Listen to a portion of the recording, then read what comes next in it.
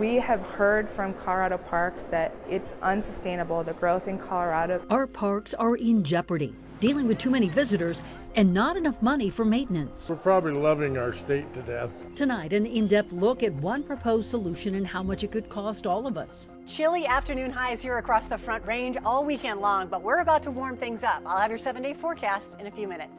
Plus, Contact Denver7 goes to work, first for a 91-year-old woman who says her movers never delivered. I just feel lost. And for the people who continue to write in with questions about our vaccine lottery. And first tonight, an awful story at Denver's Fort Logan National Cemetery on this Memorial Day. Denver police say a driver crashed into several headstones after sideswiping a couple of vehicles. The woman is now being held on suspicion of DUI. No one was physically hurt. Police are not sure how many headstones were damaged. We've reached out to Fort Logan for more information. Now, that crash happened just about 3 o'clock this afternoon, and Denver police have not yet identified the driver. Witnesses say she almost hit several people before crashing into the headstones. Well, we are going to end the month of May the same way we started it, with a weather action day. Denver received more than 3.5 inches of rain this month. That is 3 times as much rain as they got in Seattle, 6 times as much as Portland, Oregon, 2 notoriously rainy cities. And by comparison, we got less than 9 inches of rain during a very dry 2020. Good evening, everyone, and thank you so much for joining us on this Memorial Day. I'm Ann Trujillo. And I'm Jason Grenauer. This Memorial Day weekend kind of turned into a washout for many. It definitely did. Mother Nature, I guess, messing with us, right? Things are going to clear up, though, just in time for your 4-day work week. Yeah, Stacey Donaldson tracking it all tonight, including a warm-up, Stace. Just when you need it during the work week. Temperatures are warm right back up. Yes, it's felt more like the Pacific Northwest the last couple of days, and we still are on the tail end of this rain moving out of our state. So at this point, we still have heavy rain down through southern Colorado, a flash flood watch in effect until 10 p.m. tonight. Here in Denver, really, we're seeing clearing as these showers move to the south. We have some cloudy skies, but those will be clearing up tonight as well. Off to our west, we've had some heavy rain in the high country where we had a flash flood warning earlier this evening up in Grand County, but now down to the south is where we're watching for flooding conditions as this heavy rain continues for tonight and early tomorrow. Now, temperatures at this point are still in the 50s to around 60 degrees, still that cool air in place, and tonight our overnight lows will be in the mid-40s with those clearing skies. Now, we are going to be heating things up. I'll tell you just how warm it's going to get with the 7-day forecast in a few minutes. All right, Stacey, thank you. We sure love our state parks here in Colorado. Over the past year with the pandemic, perhaps we love them just a little too much. Just a little bit. Colorado Parks and Wildlife says it's having a hard time keeping up with all of those visitors. So to raise more money, lawmakers plan to tweak the way you register your car. Here is Denver7 political reporter Megan Lopez. Even on a rainy, cloudy day like this, spending time in nature is better than being in the office.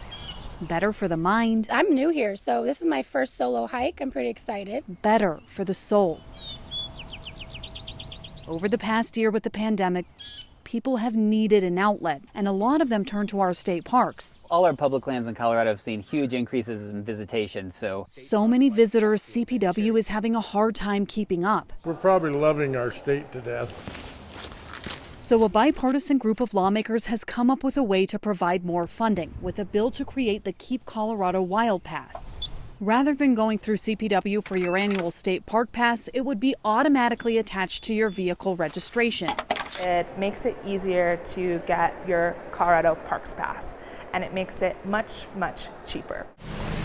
Instead of $120 annually for a family pass or $80 per car, the new pass would cost $25 to $30, but it would generate more money for the state. We get more people participating, which means that we're able to bring the cost down. Representative Perry Will knows firsthand how much help CPW needs. I think we should showcase those properties, and it takes money to showcase properties. Before becoming a lawmaker, he worked for state parks for more than 40 years and says this money will make all the difference. They can add infrastructure, and if the funding's there because of that, then obviously they can expand infrastructure. Part of the revenue would also go to search and rescue efforts and backcountry education to try to prevent avalanches, which killed 12 people this year alone. Out at Castlewood Canyon State Park, And there's so many parks to choose from. at least one person we spoke with liked the idea. I would rather pay the extra $20 when I'm registering my car than pay $80. If you don't want to participate, you would have to check an opt-out box on the registration. After that, you won't have to check that box again. The bill already passed the Senate and is making its way through the House. Megan Lopez, Denver 7. Now, this proposal does not have unanimous support, mostly because it's opt-out versus opt-in. And it's a small but significant difference, summarized in cynical fashion by State Senator Jerry Sonnenberg during testimony on the proposal last week. And he said, quote, "There is a reason they're making this opt-out versus opt-in, and it's because they're counting on people not paying attention so they can raise funds." Now, supporters of the bill defended the tactic by saying the fee would be clearly explained to people. CPW euthanized a mama bear who attacked a man at his Steamboat Springs home. Wildlife officials say the man noticed his garage door was open, and when he went to go shut it, he saw the mama and her 2 cubs. That bear attacked and caused some serious injuries. The man had surgery, is expected to survive though. The bear was eventually euthanized, but officials are still looking for those 2 cubs, which will be trapped and relocated to a wildlife rehab facility. The rain didn't keep people from traveling to our state. TSA projected it would screen 300,000 passengers for this long weekend, and that is the highest we've seen over a 3-day stretch since last March. So travel is getting back to near pre-pandemic levels. The employment rate, however, is not. 6% of the state is looking for work at a time when businesses are trying to staff up for the summer. It's harder than you might think to match people with the right job and vice versa. Here is Denver 7 CB Cotton. In Colorado and across the country, people are filling out application after application. I'm going to apply for a job within my field, within my pay scope. But when resumes don't attract offers, people also turn to. Hi, my name is Maria Elena Rivera. Rivera is one of the state's many career counselors, and for the past year, she and her other Denver-based colleagues have taken countless calls from people desperately seeking a job. In the early months of the pandemic last year, we were averaging anywhere from 300 to 350 calls a day. And while calls have since slowed, 50 to 60 calls. Rivera says so many are still without a steady source of income. They feel like there's no light at the end of the tunnel, and I put in application after application and resume after resume, and little to no contact. Colorado's unemployment rate for the month of April was 6.4%, down from April 2020's high of 12%, but still not as low as April 2019's 3%. I do see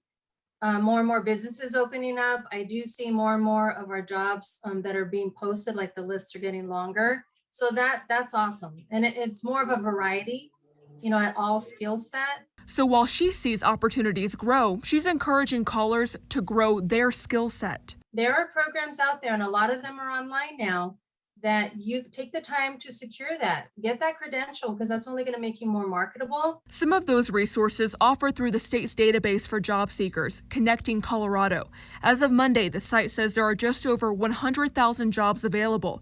With that much opportunity, Rivera says, put yourself out there to try something new. Right now, if you're unemployed, you have the time. And her last piece of advice? Don't give up.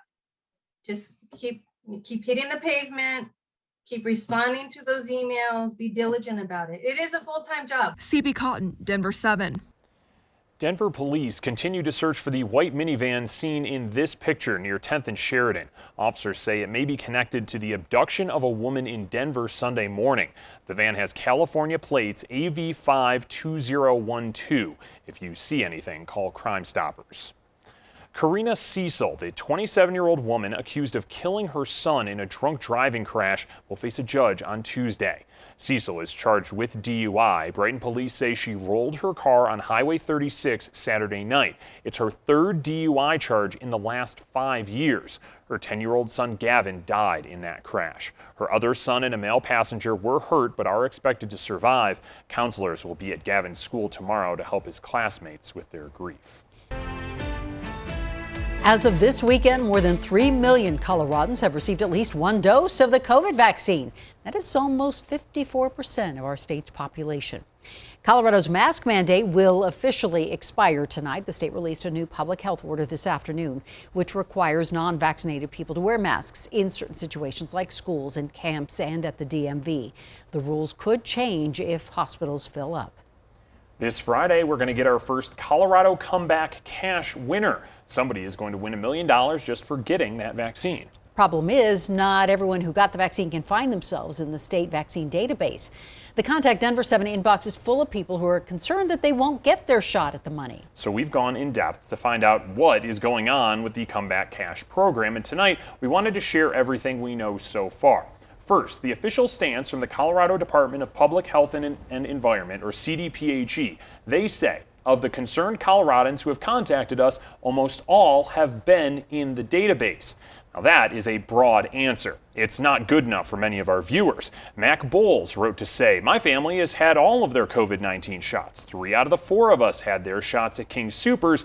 None of us are on the state lottery list. Now, we've heard from hundreds of people in the same boat. CDPHE gave us some answers to what they call the most common questions. Now this is another quote. All fields for name, date of birth, gender, address, email, and phone number must match exactly, or the portal will not find the records. Translation, it's on you or your vaccine provider. And there are some exceptions. Through our research, we have learned that people who got vaccinated at the VA did not have their information copied over right away, and the state is working to fix that. Coloradans who got vaccinated out of state are probably not in the system either, and those people are eligible. The state says they may have to enter their information manually. So if you're confused, you are not alone. The state has set up a helpline specifically for this issue. That number right there on your screen, 303-692-2437. But we do have to warn you, it's not staffed by a live operator. It's just a voicemail box. We left a message this afternoon and have not heard back. Let down, taken advantage of, and not treated fairly. A widow moved to Colorado to spend her final days closer to family. She's here. Her stuff, who knows? I just have nothing now. Tonight, Contact Denver7 is calling out a bad moving company who left this grandma with barely anything but the clothes on her back. Everything that she has to wear. Right here. Plus, even after a 7-1 victory, the Avalanche have a score to settle in their second round playoff series. In that situation in the game, I just didn't like it. That's my opinion on it. And a salute to service as we honor the fallen this Memorial Day.